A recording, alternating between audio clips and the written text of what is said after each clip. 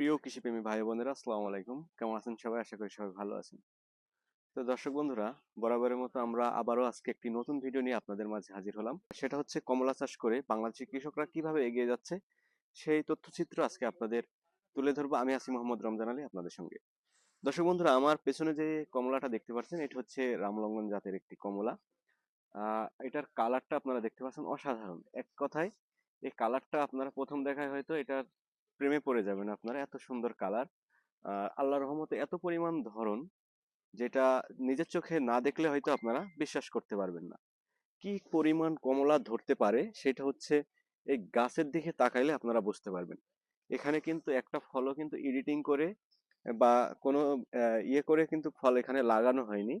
এগুলা কিন্তু প্রত্যেকটা গাছে আল্লাহর রহমতে এই ফলগুলা ধরে আছে। এখানে প্রচুর পরিমাণের গাছ রয়েছে, আপনারা দেখতে পাচ্ছেন। এটা হচ্ছে আমাদের বাংলাদেশের মাটিতে। আর শুধু একটা গাছই না, এখানে আমি যদি এখানে দেখাই সেক্ষেত্রে আপনারা দেখতে পাচ্ছেন যে কি পরিমাণ। তো দর্শক বন্ধুরা, এখানে দেখেন যে কি পরিমাণের কমলা ধরে আছে। তো মনে হচ্ছে যে আমি একটা ভিন্ন জগতের ভেতরে আছি। এগুলা হচ্ছে আগে আমরা এগুলা আসলে কল্পনা তো আনতে পারিনি যে আমাদের বাংলাদেশে এত পরিমাণ ফল ধরতে পারে বা এই কমলার কোনোদিন চাষ করা হবে আমাদের দেশে।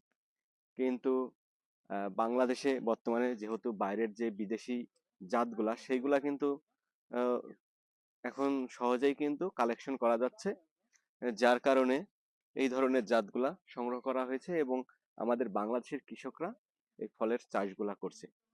তো দর্শক বন্ধুরা, এই যে চাষ করতে হলে আপনার এই জমিতে কিন্তু তেমন একটা পরিচর্যার প্রয়োজন হয় না বা তেমন একটা খরচ হয় না। প্রথম পর্যায়ে হয়তো 1 বিঘা জমিতে চাষ করলে আপনার 50 থেকে 60 হাজার টাকা সর্বপ্রথমে খরচ